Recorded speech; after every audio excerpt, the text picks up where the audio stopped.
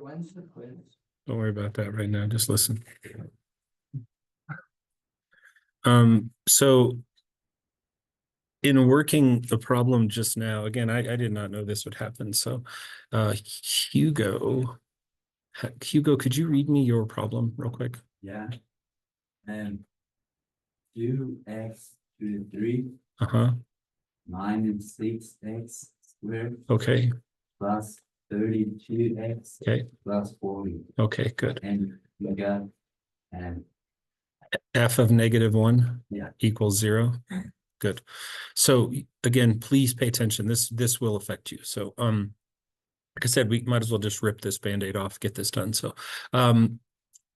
yeah, nothing on the front end of this, there's absolutely nothing interesting at all. Like the numbers, I just pulled out a GCF, bless you. As Hugo was reading me that problem, I just pulled out the common 2, and then we're going to purple number down these 4 here. So we're going to have 1, -3, 16, and 20. And then we're going to synthetically substitute -1 because that's what we're given over here. So I'm going to put a -1, and we're expecting a 0 here unless the person that wrote this problem is a liar. So we can always just put that in, sort of a foregone conclusion here. So we're going to drop the 1, multiply -1, -4, multiply 4, add 20, multiply -20, and there, as expected. This is where something interesting happens. So again, if you're working on something else, you just have to stop right now because I don't mind answering questions, but I don't want to have to answer this one again if you're not listening. So these 3 numbers are going to be the coefficients of x squared x number, and they're obviously not factorable, right? 2 negatives are not going to add to make -4, multiply to make 20. It ain't happening. So A is 1, B is -4, C is 20, and we are off. So we're going to, first quadratic formula for me of the week, x equals the opposite of B. So 4 plus or minus, nothing interesting yet.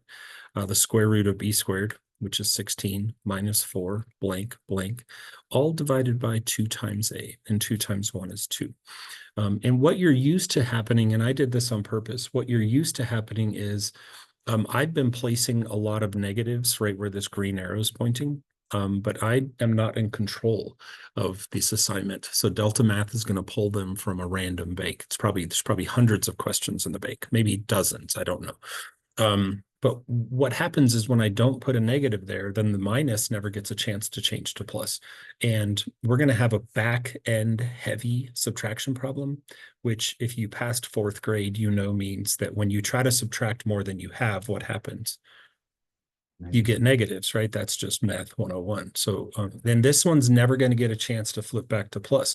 So when I backfill and I go and put in my blanks here and I put in a 1 and a 20, I kind of go, uh-oh, this is okay. What we're going to do is we're going to proceed as usual. And again, this does not change to plus.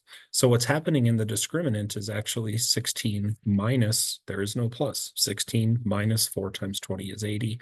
And 16 minus 80 is -64. And we'll work with this more, but for now, the short-term fix for this is you just need to understand that when you work with a square root that's negative, this is the part where I really need you to listen. You're going to treat it just like a normal square root, but when you're done, you're going to add this cute little letter I. And it's not a conversation that you and I have had a reason to have yet, but I is equal to the square root of -1. We need it when we work with negative square roots. If you think about it, square roots of negatives are impossible. Let me write down what this looks like right now, just so you can see what I'm talking about. This is going to say 4 plus or minus the square root of -64. You agree? And it doesn't make sense. If you've been in math classes hanging around with dorks like me for a while, you get that that's not possible. I mean, if you understand the definition of a square root, you think there's no way that I could multiply something by itself and get -64, right? That's where I comes in to save the day. So I'm gonna make a new page here, and I'm just going to show you some examples of how I works. This won't take very long at all. So if I had the square root of -4, I just think of it as the square root of 4. What's the square root of 4? So I just write 2, but then I put I after it. That's 2i. That is from now on something in your knowledge base. How about this one? What about the square root of -20? Let's just treat it like the square root of 20. So if I had the square root of 20, how would I break it down? root 4 and root 5, which would give me 2 roots of 5, correct? But what I'm going to do is write my answer like this. I'm going to write 2i roots of 5. You have to incorporate our new friend I anytime you want to tell the math gods that you're working with a negative square root. Let's do another one. How about the square root of negative 32? Again, we're going to ignore the negative just for a moment, and we're going to flex our basic skills. How do you break down a square root of 32? Root what? Perfect, Hugo. Well played, sir. 16 and 2. Thanks for not saying 4 and 8. I get about sick of that one. So 16 and 2 are my guys. What's the square root of 16? 4, right? But the answer, again, is not 4 root 2. What is it? It's 4i root 2. Everybody got that? And then finally, you might sometimes find square roots that just aren't workable at all. I might give you something like the square root of negative 5, right? You would agree there's no meat on that bone at all. But you do not want to leave negative numbers inside of square roots. So in a case like this, what you would do is you would simply pluck the I out of it and stick it in front. And your answer would be I root 5. If you're paying attention, you've noticed some things about the location of the I. If you just get a whole number like the red one, the I goes after. If you get both like the purple one or the yellow one, notice that the I goes after the rational normal number and before the irrational root number. You see how it's tucked right in the center in these two, the purple and the yellow? And then finally, if all I have is just a dead root, then the I goes in front of the root like this.